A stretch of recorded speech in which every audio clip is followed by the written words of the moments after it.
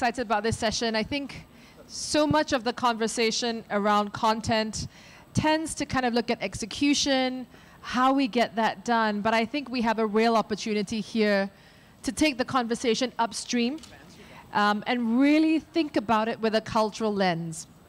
So without further ado, I mean, let's jump in, let's get to it. How do you even define culture? I mean, let's just start with that word. It's a big word. Dominic, Stuart, how, if you had to look at culture, what does culture mean to you? So we had the questions before, so we don't have to even be smart. The idea of culture is a very complex one, but I'd say that my definition is very personal. It's a set of values and principles that kind of bind people together, even though they don't necessarily realize it. So that can be totally subconscious as well. It's, with Greg and I, we're friends. We're French and friends. But being French, he made a joke before, and I understood immediately the joke, and that's culture, because that joke really sucks. But I didn't understand the joke at all. So for me, that's part of the culture. It's untold, it's unsaid, I cannot put it in words, but because we were grown up in the same environment, we understand that level where we don't have to explain things. And for me, that's where you touch on the culture. Okay. Yeah, I think that's a cool point. I think culture is always this ambiguous thing. It's really hard to lock it down. But when you see culture, when you see it when you know it, because it's forming this group of identity that partially distinguishes itself from what I belong to, and partially defines itself from what I'm not. So that distinction of this is my group and my group is different from the outside is a really important part. And that's because of how we're wired. Like, culture comes out of tribes, and tribes are something that's sort of been physically built into our brains of how we organize as a society from the dawn of humans as a species. So we've always built tribes, we've always created groups, and culture is that manifestation of forming groups that we constantly want to do. Okay. Because remember, you can be members of multiple cultures. And that's something we often forget when we talk about this topic at a top level. You can be both French as well as a marketer, as well as a... you can have different identities, and you form your relationship for those groups by what you commonly hold for that group and how that group is separate from everyone else. Okay. If I may. Please. I think it's important to distinguish here culture with a big C. Okay. And cultural trends. I mean, cultural trends are the things that marketers like to look at and make you think that there is one big tribe across the world of millennials who wear the same shoes, read the same kind of stuff, listen to the same music. But I'd like to speak about culture with a capital C, okay, which is the deep cultural forces that defines who we are as individuals. So it is that thing that is revealed by the customs and the traditions of a country.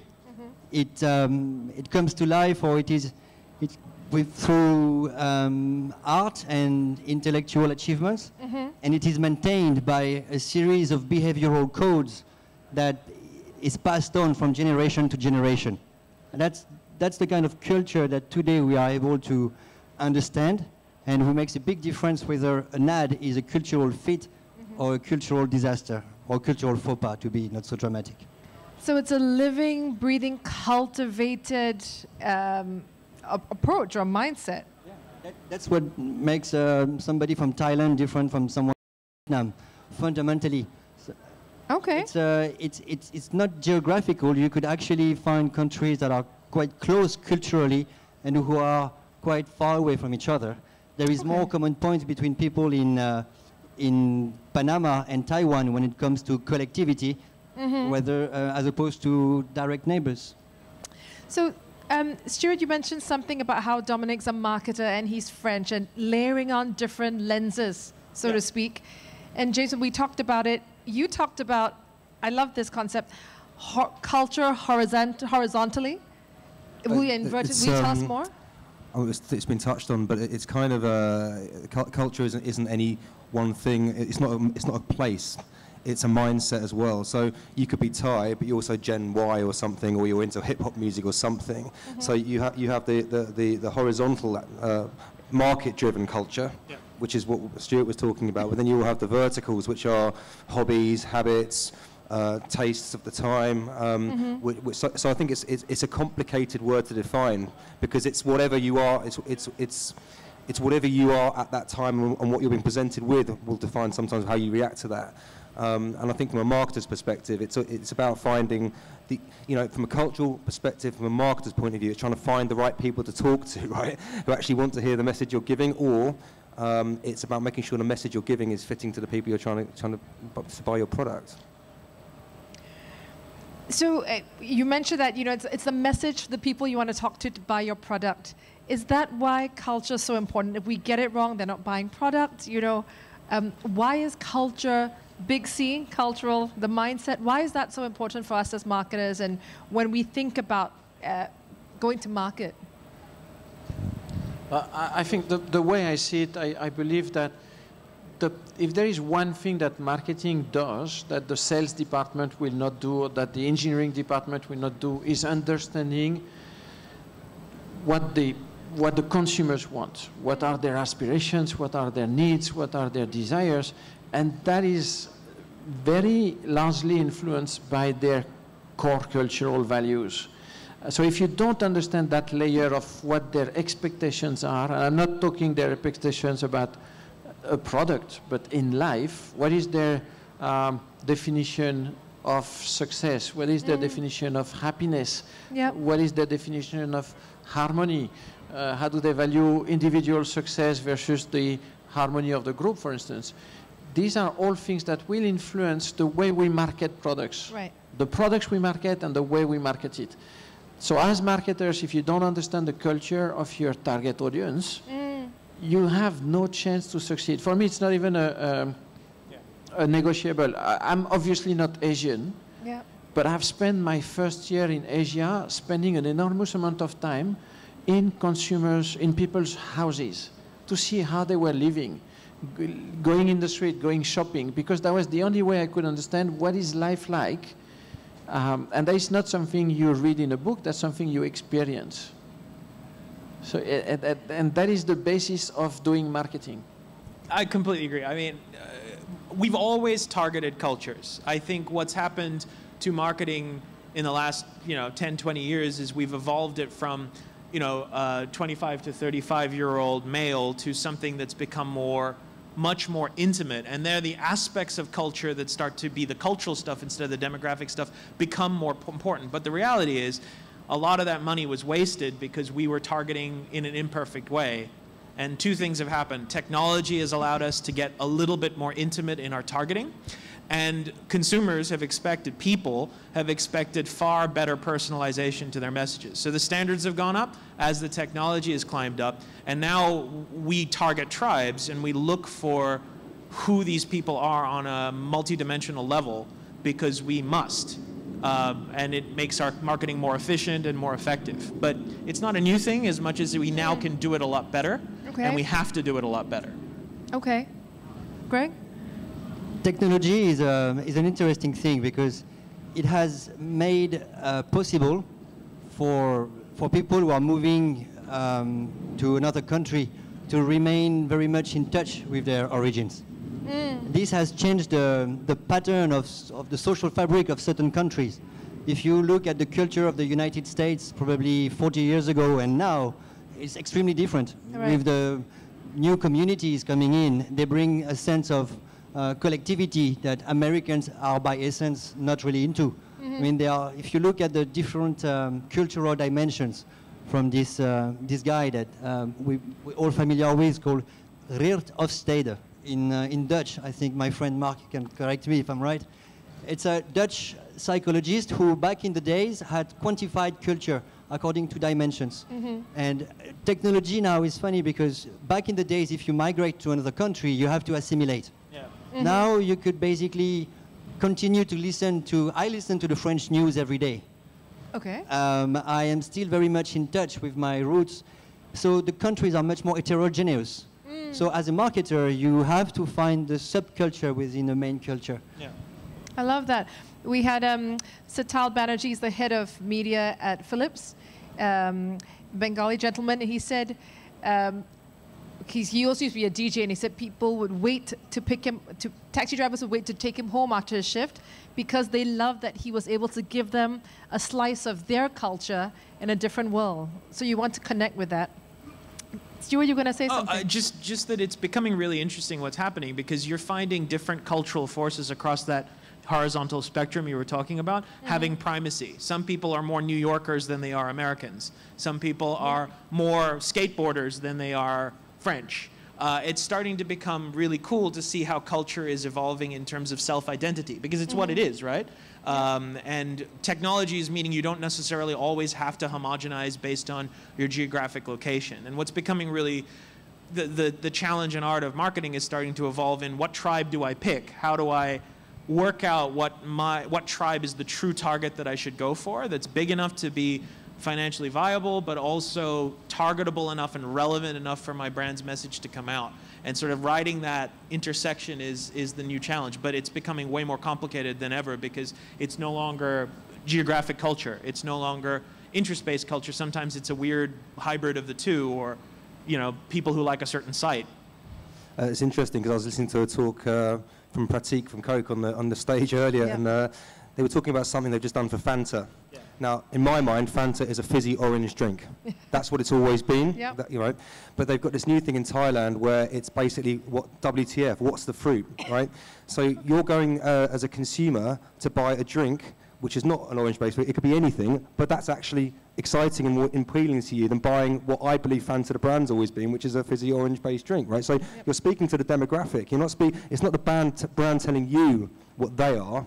It's you telling the brand what you want it to be, which is interesting, more diverse, and to make it a more creative, engaging experience for the consumer.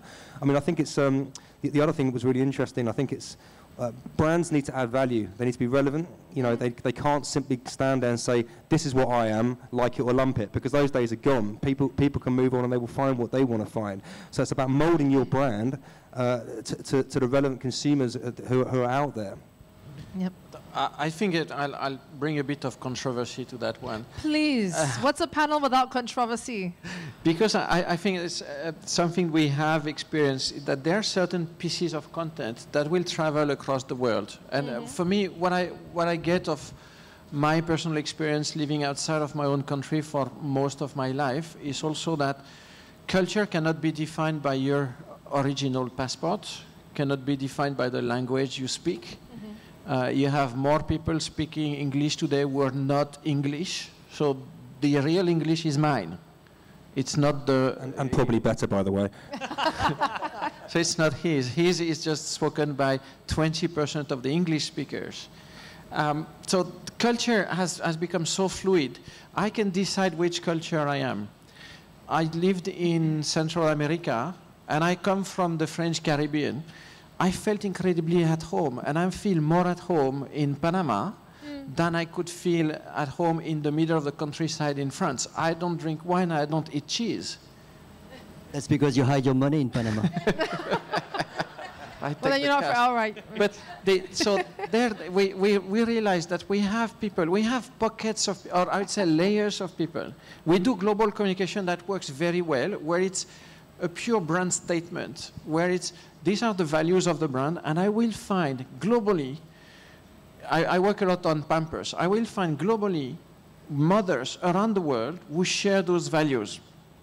This is not supposed to be content that necessarily is adjusted locally. But your tribe is mothers. That's the culture you're attacking. That's a pretty wide tribe. Now, I'm only targeting a certain type of mothers who are into that type of motherhood. I'm not targeting all the mothers everywhere, because that type of, it's very nice. I love it. I cry every time. But if I show it in some countries, the women in that country will just be totally unaffected by it, because it's not their emotional culture. Yep. So that type of global communication can still work if I know that I have enough people who are ready to receive it globally. And I do at the same time very local communications, really, where I go not only by country, but if you work in China, you divide the country if it's north or south, Yep. or east or west. So it's not even the Chinese. That does not exist. I do executions for Beijing. I do executions for Shanghai, and they're totally different. Yep. My targeting is different. So I go from this big global communication that targets everybody irrespective of their nationality to very targeted communications which are totally local. And technology allows me to manage all that ecosystem. I'd agree with that. I think that, thinking about this talk before, there's the brand proposition, and there's when the brand is telling people what it is. Okay, Yep. that still works, I think, very at a top level. But I think when you're having the more sort of granular conversations with a market or a subset of that market, that's when you need to tailor the messaging to fit that. But it needs to sit within the context of the brand, all right? Otherwise, you don't have a brand anymore. So I think that, I mean, it's yeah, I think very top level stuff, and I think you get a lot of granularity coming out, especially with the technology and the platforms we're working on now. I don't know if you guys are disagreeing either, because I feel like, so you're not as contrary as you thought you were, because I think I try harder. You try harder, yeah. I think, I mean, what's happening is Fanta's really confident about who their tribe was in that situation. They knew they were talking to teens, and their teens weren't drinking them because of the orange fizzies. So they kind of, part of knowing your tribe well enough is getting the confidence to change something pretty fundamental about your brand, which they did. They said it's not about our flavor, which, you know, is kind of playing up to what we're saying about making a statement. This made a huge statement. We're off orange, you know, we're all kinds of fruit. And they were confident enough that people loved them because of the youthful energy they brought to it, because it was fizzy still, because it was a little quirky, that they were able to run with it. So they chose they recommunicated what we thought into something that they owned instead. And I think they had the confidence to take such a huge risk because they knew their tribe and they knew what their tribe really valued about them. But so I guess the one thing that I think is important is that I work for a global company with global brands, but at the core of it, I don't know if there is anything like a global success for a brand. I need the brand to be successful in each market where we're marketing it. And if that requires to change a couple of the elements, I think there's the whole debate of scale. Can you scale a brand? Can you scale everything? Or what part can you scale? And I would say scale is only a means to an end. If scale allows me to sell better at a lower cost, I will scale. But if by scaling I'm losing a total market because the proposition becomes irrelevant for them, it doesn't make sense. So I think there's also this debate of, can you still have a global brand? So from our perspective, we look at content that needs to work across multi-markets. Because sometimes you don't have the luxury to go local and to tailor. And the same piece of content can resonate very differently across markets, obviously. Sometimes it works, sometimes it doesn't work, but actually a bit more subtly, it evokes different emotions. So your video about moms could be very well received in the Philippines because they will feel warmth. In Thailand, they might feel inspiration. In Japan, they might feel pride. By understanding culture from a scientific point of view, and I come back to the structure of those cultural dimensions, because now we can actually quantify culture, which helps to predict how content is going to perform. But sometimes you can't afford to fail for the brand and from a financial point of view. By using the data, you can actually fine-tune your content or make sure that it's going to resonate. Culture can explain the kind of emotion that people feel. In certain markets like Japan, it's a market where moms, like everybody else, needs a lot of information to make their purchase. They are much more interested in facts and figures than just emotions. So if you want to evoke inspiration, you also need to talk about the product. So your ads will have to say that your nappy is actually the most absorbent and things like this. In other markets like India, it's much more about the impulse. I don't need so much information to actually make my choice to buy. So understanding that helps you craft copy and help you tailor your content more effectively. Yep. I love that. We had a conversation earlier this afternoon that talked about the responsibility of marketers and the need to craft and really think about crafting strategies, crafting product, crafting communication.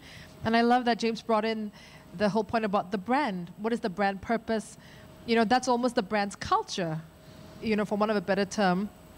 And layering that on, how we execute that. To your point, is there such a thing? I mean, we talk about the global-local divide. So can that happen? You know, will it work? Will it not work? Or is there a time and place like you guys just brought up? I'll give you an example of culture and how culture can actually make something totally fail. There is a scene in a movie that's called Inglourious Bastards. Yes. Where Brad Pitt is talking to a German, and Brad Pitt is supposed to be German, but he's actually an American spy. And he's talking to the German, and the German is asking him, how many of you were there? And Brad Pitt goes, I must make sure I don't, he goes like that. There were 3 of them. Anyone who is European will know that this doesn't mean 3, that is 3. And in the movie, the minute he goes 3, the German knows he's not German. Yes. So, of course, it's Hollywood movie, but we have these things where in advertising we have one scene or one situation. We put, I work a lot on baby care. We put a baby in a crib, and we do an ad in countries where there are no cribs. We launch, and these mistakes we have made, so we don't make only mistakes, but we have made them, so we've paid to understand the value of culture. We launch a pet care brand in Japan, and for the sake of scale, we launch with the image of a big dog. If you've been to Japan, you know the dogs are small. Absolutely. So it's this simple cultural faux pas, as Greg was saying, where you miss totally the point. After that, if I send you a message, and you see something that is obviously wrong, that makes you know at that moment that the person who did that message doesn't have a clue about who you are, you reject the message and you reject the brand with it. Absolutely.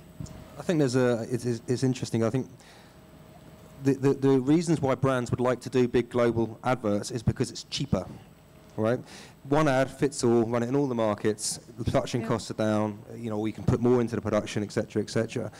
And I think 10 years ago when I started working in Hong Kong, we were doing, working on Unilever brand Pond's, we were doing Pan-Asian advertising the whole time. We just don't do that anymore. You know, even if we do an idea that we think works in every market, we will usually execute with local talent, okay, because people want to be talked to in a way which is relevant to them. You know, and this is a problem because it's a problem for agencies and production and everyone, the area I work in, and for clients, because what they need is more stuff, right? We need to make more stuff that is relevant to the people in market. And there's been a lot of tension, I think, over the last few years about how we actually execute against that kind of necessity. One other case that springs to mind, just to talk about how a brand idea cannot translate. I used to work on Dove in London, and the campaign for Real Beauty, which was all about women being what they are and not judging and all this kind of stuff, which was brilliant and worked brilliantly in Western Europe and America. It did not work at all in Asia, because when you put women out there who weren't deemed to be what women, you know, models, etc., people just thought they weren't taking care of themselves and they didn't look right, and they should. And that's what that. So we couldn't actually execute against the brand message that had been written in the West by Westerners for really the Western market. No one had really thought about what Asia might want when they actually came up with the brand proposition. So I think it's interesting to bear these things in mind. I think that the world's changed a lot in the 10 years I've been out here, and I think that everyone now, you know. When I first moved to Asia, everyone just talks about Asia, don't they? It's one word for this massively diverse kind of place, which is now hugely important. I think the brands would no longer set up their own brand position with only a Western lilt. I think they would look much more around the world. But yeah, one size fits all is increasingly difficult to land, I think. Yep. Yeah, I think how this problem goes around and around, and it's something you guys have probably heard in other conferences too. And it's about money, it's about scale, but I think one of the things that hasn't been considered is some campaigns do go global and they do work, and some don't. And usually, what I find when I've looked into them is the difference that makes a global campaign work is when they've targeted a subculture that's relevant globally. So I'm not looking for it to be relevant to me because I'm Japanese. I'm looking for it to be relevant to me for some other reason. So when I'm talking, and I mean, a classic example that's particularly relevant right now because of stuff that's happened recently is probably sport, right? when you talk about sport, people aren't expecting you to show my slice of life in your copy. You're expecting to talk about the thing that I care about, which might be some American footballer right now. It might be some golfer, because I really, really am into golf, and I get that that person's not going to understand me or even speak my language, and that doesn't matter. And those campaigns go global because I'm not playing at a local level in terms of geographic. So one of the things that is a big takeaway for me as I started thinking about this space is culture cannot be defined geographically. If your marketing choice is to go on a geographic basis, I'm going after Japanese consumers, you do need to go local. If you are going after a global program that targets an interest, you need to be making it with with really people who understand that interest or hobby or component, or you will fail. So authenticity is important, and not knowing the subculture you're going at when you start your idea defines whether or not you can do a local or global campaign. Because geography is just one dimension of culture. Yep. And it's usually the dimension we target off, and I agree with you guys, it does need to have a huge local component if you're going after a geographically country-based tribe. It just has to. You don't have authenticity otherwise. And I guess when it comes to how do you execute that, I remember when I started to work, we had these things which were, you had an idea, a brand idea or communication idea, that was usually written in English, and that was sent to everybody in the world and say, hey, now you guys figure it out. What we do now is that when we want to define the next campaign in a country, we define more of a concept. It's not a set of words. It's really, it's really a sort of canvas, and we tell you what is the story we want to tell, what are the values we want to convey, and then on the side we have the brand codes. Okay. So that brand is blue, the other one is yellow, this typeface, this is, and that doesn't change, that doesn't move. The brand message, then it's shipped. If we believe that culture would be a deterrent to having the same execution everywhere, we would ask each of the main target groups to execute it in a way that is relevant for them. And as marketers, we have to accept that maybe the execution they're going to do in China, I don't get it. Right. But I have to trust my Chinese colleagues that they have expressed the same concept in a relevant way for their consumers. And at the end, the proof is in the pudding. If it sells, it will work. But I no longer require everybody to do the same story, but put me a bunch of Asians instead of the white people. But that's what we were doing literally 5 years ago. It's not that old. Right. Now we know even that doesn't work anymore. Yep. So we've moved more to, at least on the brands I'm involved with, more on the concept is shared, and then the execution will become more and more local. And technology will help us make it more and more local. So let's talk about the technology part, making it local. Let's talk about context and how we land it. And things, Stuart, you talked about that. Greg, if there's one person who knows about that on the panel, it's got to be you. Technology, landing it, making it culturally, contextualized. What do we need to do when we're thinking about that? Well, there is the proof that when the context is congruent with the content, so I mean, when you are relevant, if you target moms, distribute your ads on the mummy's blog or parenting sites, that's the base that increase your chance of engagement. Now, from a cultural point of view, if you don't have the luxury of being able to tailor the content to the different markets you're trying to reach, through the distribution, you could actually target what we call undercurrent. I'll give you an example. Let's take one of those cultural dimensions that we call vanity. Okay, so vanity describes the degree of insecurity that people have and how likely they are to buy stuff to feel good about themselves. So if I am a market that is quite insecure, I'm more likely to buy a product to feel good about my physics. So fake eyelashes, whitening cream, colored lenses, that's the kind of stuff that could work quite well. So I give you two examples. You got a market that scored quite high in insecurity, that's Hong Kong or Korea, as opposed to a market like New Zealand, where people are pretty secure, confident, happy in their shoes with their sheep. We'll just say So- happy in their shoes. so We'll maybe leave the sheep out of it for now. Let's say that you are Johnson & Johnson's Vision Care, and you Yep. try to sell your colored eye lenses. Yep. You want to reach that trend, that group of people who are pretty fashionable and who are happy to change their look or who need some kind of reinsurance. We are able through distribution to find those cultural audiences. Okay. That's a subset, and that's what technology is allowing brands to do, to be very precise. Beyond demographic and age group, you can actually find the behavior that you try to unveil. Okay, so if, for instance, we haven't informed the creative with the right cultural nuances, we have the ability to then still land it right and take that cultural insight. Exactly. Okay. I think there's a dimension here which I've always been asked, oh, did you study advertising? And no, I didn't study advertising. I traveled. When I studied in advertising, nobody had been to a business school. You had people who had studied architecture, literature, arts, or were pretty much dropouts of the engineering schools in France. But they knew life. They had this desire to understand people. I think technology can give you so much information, but if we as marketers lose this ability to understand people, to get the insight that is hiding behind the data, then the data is available out there. Everybody can get data. When I was going to a public event like that 5 years ago, every single person that was talking to me had a stack of data to sell me. Mm-hmm. I don't even have enough time to look at all that data.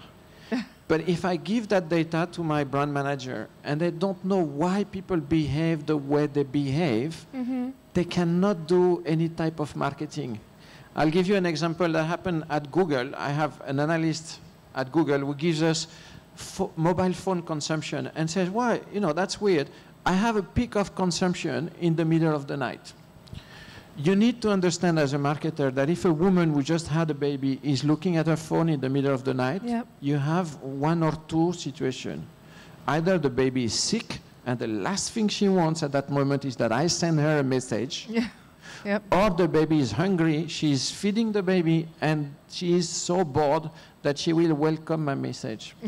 You can give me the data that she's using the phone between 10 and midnight. If I do not understand why she's using the phone, I don't know which message I can send to her.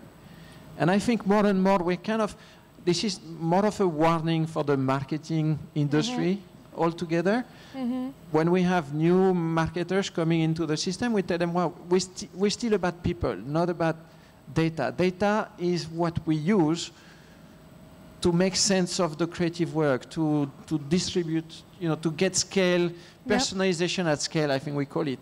But you still need to spend a lot of time understanding the motivations of the people. And that's when we look back to culture, because those motivations might be totally cultural. Absolutely. I like that quote before we go to Stuart, that, did you study advertising? No, I traveled. I like that. Stuart? Yeah, I think technology is one of those things where we'll always wish we had magic answers, and I agree with, to be honest, both of you guys. I think there are some great tools out there that can help you understand it, but you need to have a really clear question that you're trying to answer and be mindful of how data is going to help you. Otherwise, you get lost in the woods and you get analysis paralysis and you don't do anything. So what I find is a good way to do it is start with the human element, have a question in mind. If I have data, great, use the data. If I don't have data, do a modest test. I think we're still a little bit too afraid to try out things and hypothesize test in the market as an industry with agility. Just go in, try it out, see how people respond. And if you're not onto something, great, you can put it down as a learning and you've answered that question with data. Or alternatively, you're onto something, you've got the data that can give you confidence to change your marketing strategy and make more investment. So a lot of the time, technology and data is used as a justification to make a big investment. I think we're not as good as using it as an enabler to inform decision-making on the fly. And I think that's a really big opportunity for us as we approach technology. How do we bring it into the decision-making act and response cycle? But the point is now you can actually test before failing. Yeah. So if you test before launch, you actually can. If you have to go at sea with a boat that is full of holes, you want to be able to be on the show to fix them. Exactly. So if you can fix your ad before you start investing your media dollars, because honestly, it goes very quick. You know, content shock. As consumers, we spend a few seconds watching something, it resonates or it does not, but people never forget how you make them feel. So if the ad makes you feel uncomfortable or just strike the wrong chord, you could actually keep a grudge, and it could be very detrimental for the brand. I think it's important to be careful, especially when you can afford it, and to test before launching to see if you're culturally fit and not irrelevant. I think the other thing is that you've got to be prepared sometimes for things not to work, right? You have to be prepared for that, and I think that what I see often in the advertising business is that data and research is used as a tool to protect yourself if something goes wrong, right? Not to make sure you get the right thing out there. I mean, you would have thought, wouldn't you, given the amount of data and research we do, that every ad would be 100% successful. I mean, I don't know what amount of money is spent on research, but it's vast, right? And there's a lot of very intelligent people using a lot of very intelligent tools to work out what we should be saying to consumers, but still we don't always get it right, okay? And I think sometimes you learn more through mistakes than you do through getting things maybe half right, you know? So I think it's be brave and sometimes take a risk, but go to small market testing, do that sort of thing.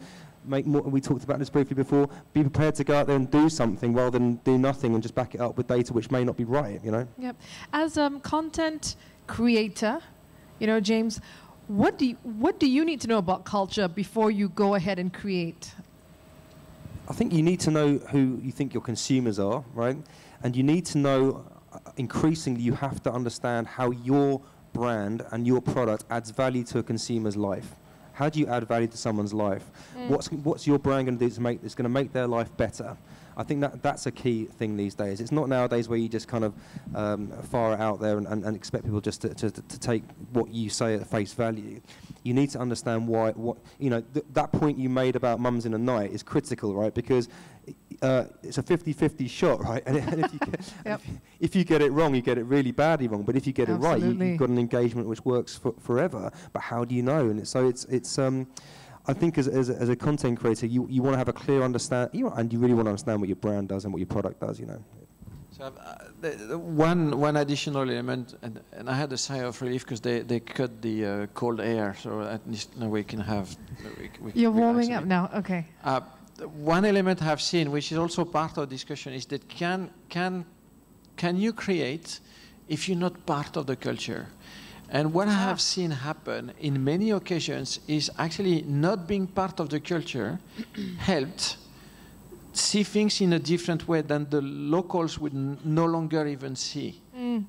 There's one example. I was working on a launch of a new type of diapers in Japan, which is pull-ups. And pull-ups in my Western culture are only used in Scandinavia by a bunch of hippies.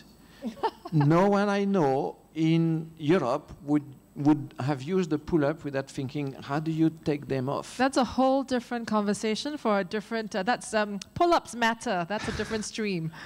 But here's me in Japan, and I'm looking at a Japanese mother putting up the pull-ups and putting it down, and she's doing it in a special way. We go to a second house, second Japanese mother. She's doing it exactly the same way, and it's so perfect. You're thinking, oh my God, they must know each other. We go to another house, we realize they all do it the same way. And I turn to my Japanese colleague and ask them, why are they all doing the same way? And he just looks at me and says, that's the way it's done. He had no idea that Japan was the only place in the world where they were putting diapers that specific way. For us as marketers, they told us, if we want to market that type of pull-ups, we're going to market them the way the Japanese use them. So we're what we portrayed in the advertising, because we knew it would be a barrier. In Europe, for instance, we portrayed in the advertising a woman pulling up and down the diaper the way the Japanese do it, because it was so intuitive, it was so right, that it broke the main barrier we had for the adoption of the product. Excellent. Now, my Japanese colleagues never saw that, because for them it was just, that's the way we do it. And for me, like, well, you're the only guys in the world to do it that way. So it's where I think this open mind to different things is what is critical. Not so much, again, the curiosity is more important than actually being born in a culture. because then it helps you see things that the others do no longer see. Which goes back to traveling, which goes back to really wanting to know about people and wanting to know about human beings and your consumers. It's really, I think, keeping an open mind. You go to a country, it's really, how can you work in communication without using the platforms that people use in that country, without watching the TV, without watching the programs they watch. And trust me, it's not very easy, because sometimes I have to watch programs I hate. But that's what people watch. Everywhere, when I work in a new country, I ask them, give me a list of the top 10 shows on TV, the top 10 YouTube channels, the sites that consumers are using, the people, not consumers, that people are using. And then I make my own idea on what is the current culture, what is the pop culture. Right. Okay. So we've talked about culture, we've talked, on top of the funnel, we've talked about creative, the content, we talked about context. Let's look at that last C up for discussion, commerce. You know, and you know, that's really truly landing it. Do we think about content and culture as we work through the consumer decision journey and the purchase cycle? Do you think we think about that enough? What does that look like as we kind of get closer and closer to purchase? So if we look at China right now, they are showing the example of a very shortened path to purchase. They create an emotion through the ad, and they give you the possibility to buy in a second. So you don't need to have an over-complicated strategy now. You just need an ad that is strong enough to capture your attention, to deliver the message, with a technology that enables you to either visit the product gallery, which you can do through the same ad, and through e-commerce, purchase instantly. And with voice now, it's going to be something that's going to matter for all of us very quickly. You will be able to purchase when you drive, pretty much when the ad is delivered. You like the ad, it recognizes your voice, and you can actually buy that cream or whatever it is that you want.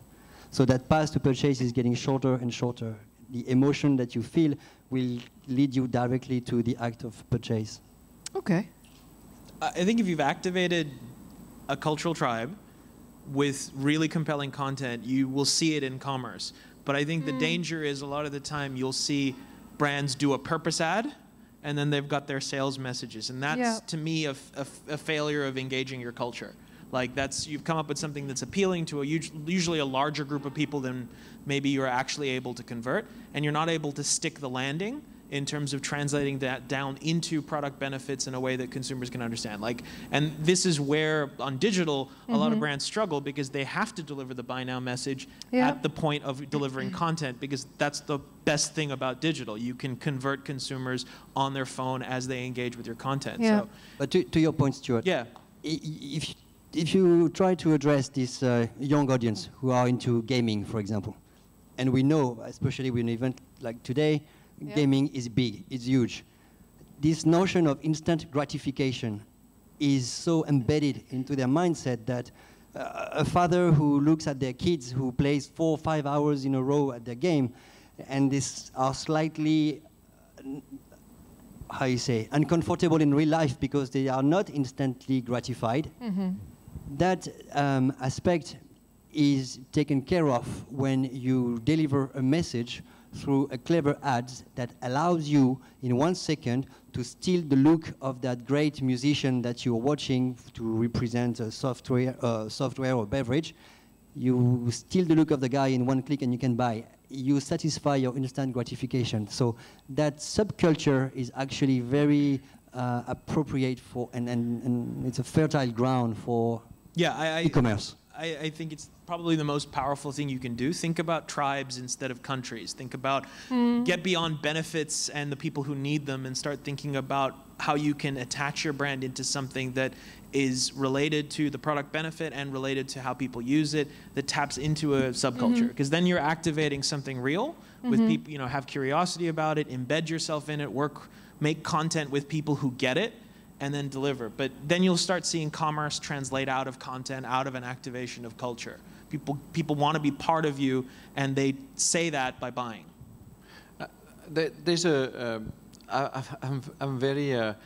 I listen with a lot of attention this idea that sometimes you have to be able to fail, and sometimes you have to be able to say, I don't have the answer. Working very intensively in China these days, I can tell you that the name of the game is you take a group of young people dancing, whatever you're selling, and you make them dance, and they're dancing with outfits which are colored with your brand, and at the end of the day, you put a button there and say, buy, and it works. We work with KOLs in China that have 50 million followers, and we work with them to raise the awareness of our laundry liquid. They're young kids who probably never even touched a washing machine, but they have 50 million followers. If 10% of their followers buy a bottle of liquid because they just like the fact that he's dancing with the color of the bottle, I'm fine with it. So in e-commerce, I'm not saying I give up on my intentions to build a strong brand, but sometimes I can also accept to be very tactical. These days, I have difficulties explaining to my Chinese colleagues, let's try to do it without a KOL. Let's try to do it without a dancing celebrity, because it works. So my job is now to understand what are the drivers, what makes it work, because we know, we've seen that one day it will stop. One day the Chinese consumers who are receiving that will tell us it's not enough, and then we have to be ready with the next type of message. But today in China, I don't have a huge principle in commerce. I put everyone dancing, and at the end you'll have to buy it now. So does purpose almost decrease the closer you get to commerce? You know, can form and function exist? Can you still, does it always have to be dancing girls in brand colors, push the button? Can we still communicate at a higher level, or does it not matter? Does it depend on the category? I think it depends on whether you're selling products or not, doesn't it? I mean, ultimately, at the end of the day, all of us live or die by whether we sell our brand. And if dancing people with shiny shoes works in China for now, then we'll stick with that. I think, you know, I think brands have a purpose simply to sell themselves, right?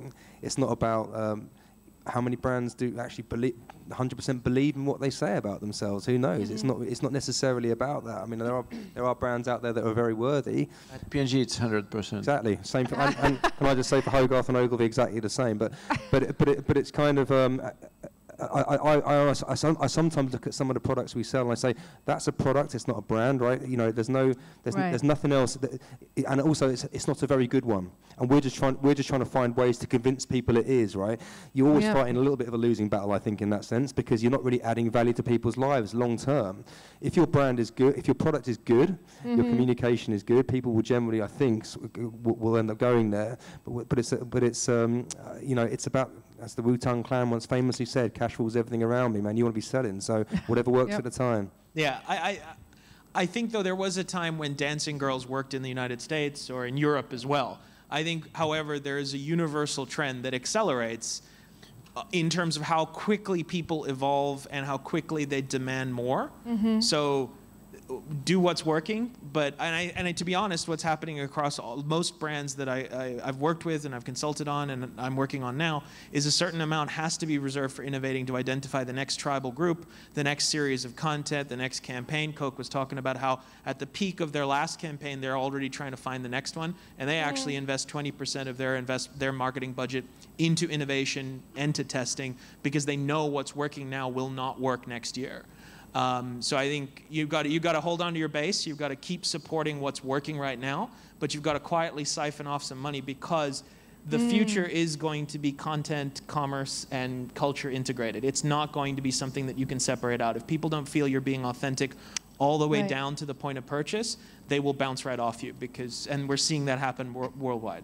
It's actually something that we are super interested in, looking at how brands will communicate and basically save themselves. The future is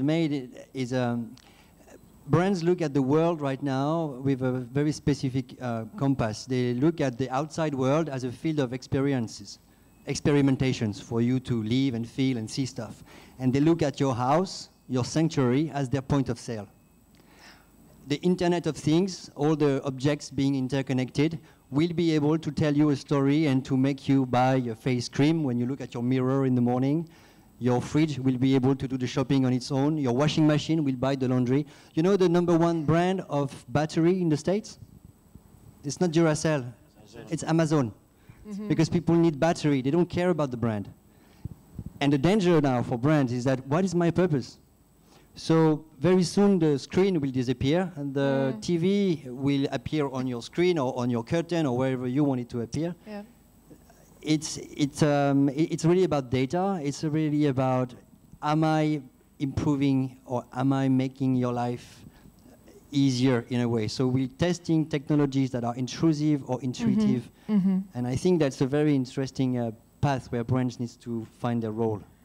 I'll give a counterpoint to that, because I agree to some extent for products that have a very limited utility, and a battery is a battery is a battery. So the brand on the battery will not make the battery better unless the battery is better, and in which case you will buy the better battery. But we're all buying Apple products. Are they better? Same for nappies. They're not better. We're buying the brand. They're not better. They're not talking about battery. Yeah, if you have an iPhone, you know what I mean. It's not a good product. You have better products. The Chinese phones today are better than the iPhones, but we keep buying iPhones. So the brand still has, or the marketing of the brand still has a huge potential to make you buy something, to make you desire something that is not necessarily better than the competition. Yeah. It will vary from one market to the other. And of course, when I market toilet paper, I have a hard time to create love for the brand. So I have to be able to understand, in the new world, how do I still market my product in a way that it touches you with the right message at the right time?